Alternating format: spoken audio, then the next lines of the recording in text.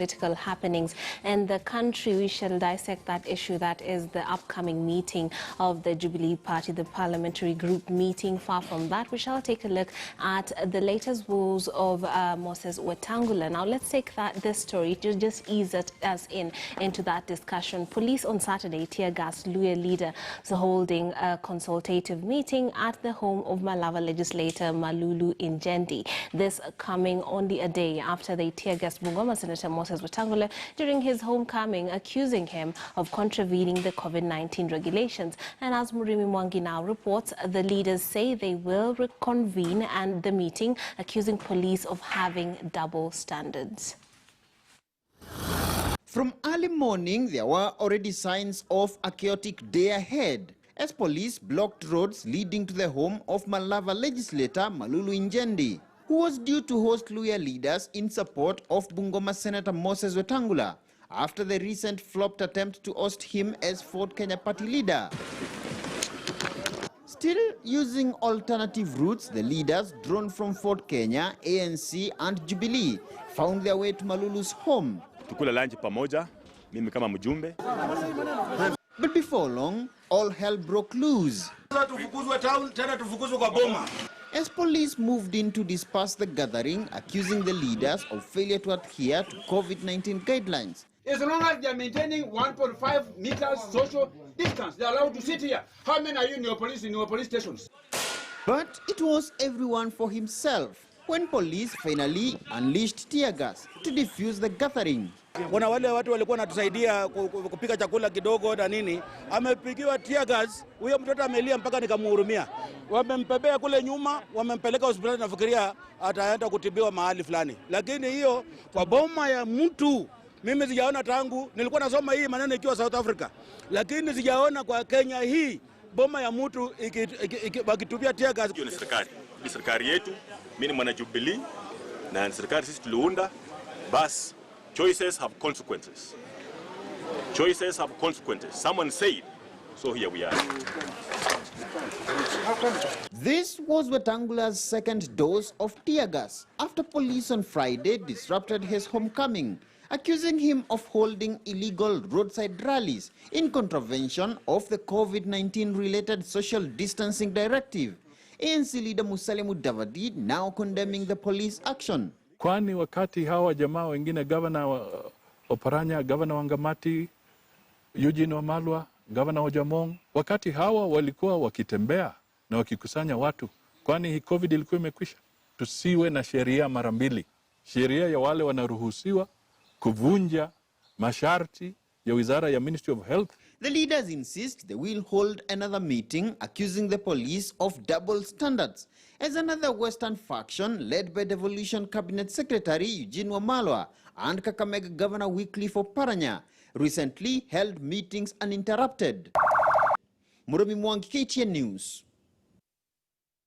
Very interesting developments right there. And with me for this conversation is Ambrose Wedder, a lawyer and a regular analyst here on the show, as well as we also have Joseph Kioko coming to us via Zoom, who's a governance consultant. Now, you've heard the story by Murimi Mwangi. They talk of the others did it, so we should be able to do it. Do you sense a political motive between the halting of this particular, or dispersing of this particular meeting, or is this a real concern that they should not be convening, whether it's in town or at a rally or a ground somewhere or at home, that this is actually a health risk for those who are attending? I'll start with you, Mr. Wedder. Yes, thank you. Two things. Remember, two wrongs do not make a right. Yes. We have buried some of our very close relatives under very sad, lonely circumstances. 15, 10, 2 people. So for that reason, it's not justifiable for any leader to cook some food in his place and gather people and say homecoming or homegoing or home celebration.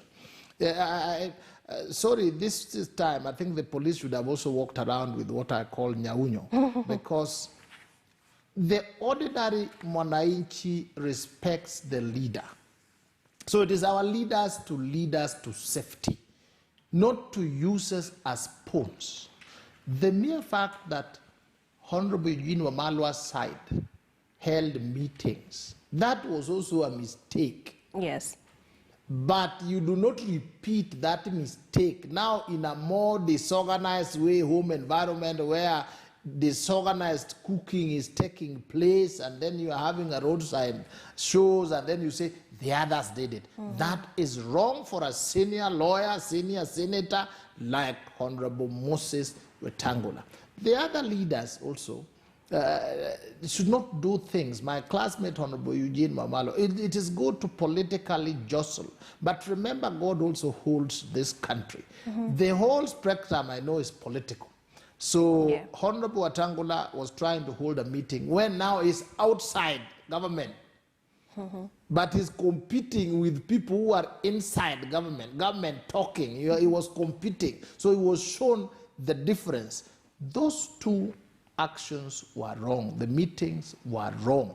They should not have taken place, especially to discuss political issues. But when it comes to governance, like governors discussing governance issues, a cabinet secretary discussing cabinet secretarial issues, then he is entitled to hold certain meetings in an organized manner as prescribed by the rules.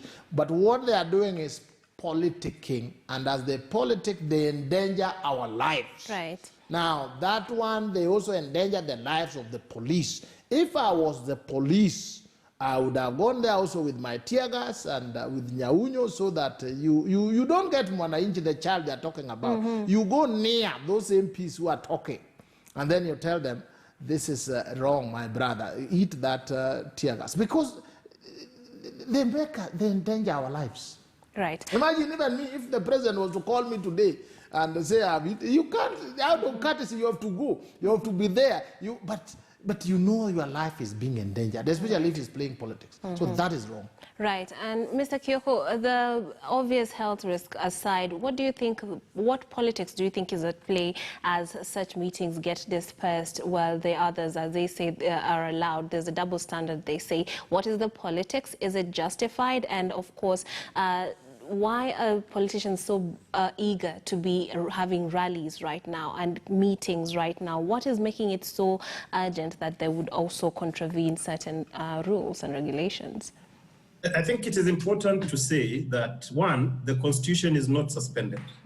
My rights of association, freedom of assembly, as enshrined in the Constitution, is not suspended because of COVID. What has happened is that there are supplementary regulations that have been brought forth that tell us you to meet, observe certain measures. But it has not taken away my right to assembly. That is why the meeting in Atoli's place could have happened. And people, when asked, would have said, we sat 2 meters away. If I'm in a compound of 40 acres, truly, I can host 50 people sitting 2 meters away. We saw what happened in State House. This was now in Western. This was somebody's house. And it didn't look like people were meeting in a 30 by 60 plot. It looks like a very expansive piece of land. Now, what the police should have done, in all fairness, because we must bear truth in all the conversations that we do. And that is the question of leadership that we have in this country. We must be able to bear truth and speak truth when it comes to power and how we relate. This meeting, the police should have gone there and told the leaders, observe the health guidelines provided. Anybody in excess, let them go out. So that whatever is good for the gander or is good for the goose is good for the gander. If you allow my opponents to meet and strategize on how they are going to get rid of me, and you let them do that, we can see the videos on WhatsApp happening, we can see them dancing, we can see them not observing social distancing or respecting the public health guidelines that have been given. And then when this other side attempts to, you are tear gassing them. This is reversing the gains that were fought which were fought and enacted in the 2010 Constitution. We can't allow that. We can't allow that. And these are political leaders. These are political leaders who are meeting. Of course, they feel, and that's the politics of the day, they feel infringed. They feel somebody is taking advantage of the COVID conversation to stifle their movement, to stifle their forums of talking. Yet this other side, incidentally associated with those who are pro-BBI, this other side, which is accidentally associated with the government of the day, or being pro-Uhuru and this other as anti-Uhuru is pro-Ruto, it plays out badly. It's very bad optics for everybody involved. Very bad optics. And we cannot, I think we need to call out leadership. We need to call out, and I remember one of the conversations in the creation of a new constitution, when we were saying that the police service, according to the motto, utumishi kwa wote, needs to be independent from the executive, needs to be independent from political direction of the president. That was one of the key pillars that Jubilee came and somehow altered it so that the president unilaterally appoints the police commissioner. Then the police commissioner takes direct the IG, Inspector General. He takes Mr. Kioko, one would argue that that's very idealistic thinking, given the politics of the country. That would probably not something that we would see happening. When we passed the Constitution of 2010, we were seeking the ideal state of the Kenya that we want. Yeah. That is what we were seeking for, because we saw police being used to advance an agenda of KANU, which was a repressive regime as at that particular time. And we were saying, let the police be utumishi kwa wote, service to all, irrespective of political persuasion. And I'm saying, people must observe a public health guideline universally. It is not applicable, you cannot say it is applicable to weather, and it is not applicable to Kioko. That's not a fair argument. That's not a fair argument, and that creates an unjust society that we must selfishly guard as a country. Mr. Weda, do you think we have we can have the hope of having a situation where the law enforcers are above their employee? Realistically speaking, I know what's in the Constitution, as Mr. Kioko has eloquently put it, but what do you think can realistically be achieved given the politics that's at play here locally? I wish people put themselves in the shoes of the police and appreciate that the peace and the stability that we enjoy and the celebrations are just these people have put their lives on end. They have sacrificed their lives that they may die, that we may feel nice. For instance, COVID-19, you know, when you go into those crowds, you'll get it. And some people place themselves in a way that you have to go there to stop them. It is good to claim rights, but suppose Kenyans started dying like chicken in this country. Will it be Moses Wetangula taking responsibility or Uhuru Kenyatta? Who will be blamed? Whose history will be written to have failed completely? Who did we give the mandate to ensure that we are protected from all sorts of things? It is President Uhuru. And therefore, when regulations have been put to protect Kenyans, we are there to it. And if some people aligned to President Uhuru are not adhering, we require those leaders to make as much noise as possible, even to try to stop them, not to do the same wrong things. And then they say, you see, I saw President Uhuru killed so-and-so, so we are also killing this one. That kind of warped-up reasoning is unconstitutional, is totally illegal. Now let's not endanger the lives of the police just because we want to say it is our constitutional right. We brought in Constitution 2010, I wish you saw what these policemen are doing. Sometimes you look at it, I look at it as a lawyer and I say, wow, we thank God that these people are going through this so that we enjoy ourselves, we remain comfortable. Some of us should travel to countries like Somalia here. And see for ourselves. Yes, then when you come back, you will be very quiet. Yeah, now let's talk about why the Ford Kenya party leader will feel pressed to be holding rallies at this moment, despite the rules and regulations. This all comes hot on the heels of an attempted ouster, or rather a temporary ouster, by a splinter faction led by Kandui MP Wafula Wamnyinyi and Tongaren MP Eseli Simiyu, who is also the party Secretary General. What do you think he's trying to achieve by holding rallies at this moment? Is he trying to show that he's still in control? What would be the thinking behind that? Homegoing or homecoming or home whatever is normal to arouse emotions. Yes. Especially sectarian emotions. If today I am hurt, I would try to go back to Kombewa in an emotional manner.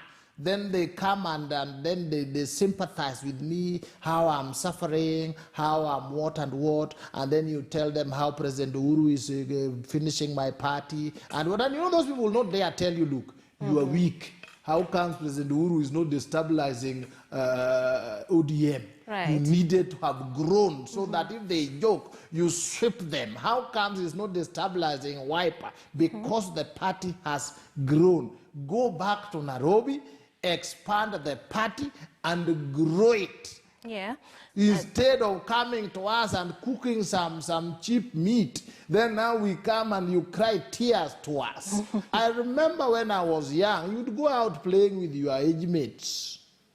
And then when you go back, because one has kicked you in the leg or somewhere, you go back crying, they tell you, please go back and also kick them. You must be strong. Don't come here crying. So Honorable Wetangula will do those homecoming, and we have seen other people doing it for sympathy's sake. It does not add to anything. It is to put those people in the box so that they say, our leader is being harassed, now we need to be with him. I urge Honorable Wetangula, fight for Ford Kenya. Go to court. You have now been reinstated. Fight, remove these other people, put new people, the way Jubilee is doing, the way ODM is doing. Strengthen yourself and fight in Nairobi. Don't go and take COVID in the village. He lost a brother, I understand, I don't know, due to COVID. It should be one who has felt the pain internally at home. He should be more careful to preserve people than any other politician. Now, Mr. Kioko, what do you make of him feeling pressed to hold rallies at this particular point in time? Of what political value would it have to him to inform this sort of decisions? I think one, on account of COVID, you cannot have political rallies. You cannot have those homecomings as Wetangula was trying to do, passing through the marketplaces, and I don't think that was fair to the people of Goma. That can't be, that shouldn't be even a subject of discussion. It should be condemned by all and sundry, because we haven't seen that. Of course, we saw some governors and certain PS doing it, but that's not right. I think that's very different from the meeting that was in somebody's household that could have been regulated and managed. I think that needs to be differentiated. In terms of the politics of Ford Kenya, I feel for the party Ford Kenya, because Ford Kenya was a strong party. Yes. It's Jaramogi Odinga's party. And we've seen its membership go down. I remember that Ford Kenya had an MP in Mombasa, Professor Rashid Mzee. Today, Ford Kenya is a party that circles within Bungoma and the Bukusu society. Now, has Wetangula advanced the overall agenda or vision of the four leaders of Ford Kenya? I don't think as a personal level he has done as much. Clearly not. But his replacement either, I do not think fits the bill. I mean, this is coming from 0 going to -10. I can tell you that for free. None of them advances the ideals that were there. Yeah. However, I think the Register of Political Parties as an established institution and the mechanism within the political parties must allow for political transition. Those leaders that have not performed either through the NDCs of the political parties or the statutes and laws that they've provided must allow for internal democracy. Right. Internal democracy that brings to positive change. Okay. Wetangula at a Ford Kenya leadership has really been wanting. Really. Now, before we run out of time, I would like us to make comments on what the upcoming parliamentary group meeting that was called for this Monday. And we're being told in the dailies that Ruto allies have sworn not to attend. And you remember this was one of the reasons why some of them were punished, so to speak, for not attending. Now, what do you make of the possible, this sort of obvious dissidence and obviously the possible agenda of this particular meeting coming hot on the heels of that announcement of the faction that is being called Jubilee Stili, Mr. Weda? I think just a few will fail to attend. The few known critics, people who have taken their lane, they are few, they are not many. Those ones will fail to attend. I really don't think that the Deputy President has reached where he wants to go on all fours with the president. Even him, if he was invited, I'm sure he will go there and talk very nicely and say, I am the Mutu wa Mkono for His Excellency the President, and you see, accept this new assignment to new jobs, even if you have been removed. The alignments themselves are basically to reward people who are perceived to be in the coalition or supporting the handshake or in preparation for the upcoming referendum. So the few that will miss will be the ardent. Majority people are 50-50, people who are neither here nor there will attend and give the president a hero's welcome, a listening, and they will take all this in stride. I think lanes will be taken. For sure. By August next year. And those lanes may not be as they are being taken now. They may be totally different. Mr. Kioko, what do you make of the upcoming, parliamentary group meeting that's set to happen at KICC, I think from 9 a.m. Do you think the agenda is, as has been postulated by some, to remove those who are against the president, and therefore some allies are just refusing to attend? What do you make of this? One, I think it's not really removing those who are against the president, rather removing those who support Ruto. Because there are people who support both Ruto and the president. That somehow a dichotomy has been created that if you support Ruto, you don't support the president, which in itself is a false narrative by and large. But I think it will be extremely callous for any member of parliament to have been called for this PG with sufficient notice being given not to attend. I think that's by and large rude. And if you don't attend, you have an option of sending absent with apologies. So those extreme radicals, best advice I would tell them, send absent with apologies. That is noted as in attendance in one way or another. In terms of agenda of the meeting and the purge that is going to take out there, I think it's the president prerogative. The president has 2 years left to his tenure ending. Yes. Yeah. And if you do if you look at it from a financial year perspective, this is the remaining year, 2020-2021, that he can achieve as much as possible, because 2021-2022 financial year will be a political year and a constitution year. So this year, the president has all the right to say, I feel I cannot work with Duale. I need to bring in another person who can drive my agenda. Okay. Because if he doesn't do that, when we go to campaign, we'll be questioning him alone. So let him do that which he feels or that which will help him. Okay, so we've run out of time, Mr. Kioko. Thank you very much for your sentiments. Mr. Kioko is a governance consultant. Ambrose Weda is a lawyer. Thank you very much, gents, for being a part of the conversation. And remember, you can be a part of this show by answering our Twitter poll question this morning. Get on Twitter. Tell us your opinion on, is it too early for the ongoing political realignments? Is it too early for the ongoing political realignments? Matrix Ingado Michael is at Michael G. Gitonga. The hashtag and your gateway into this conversation is KTN Morning Express. Let us know what you think. Coming up next is a sports chat with Robin Toskin.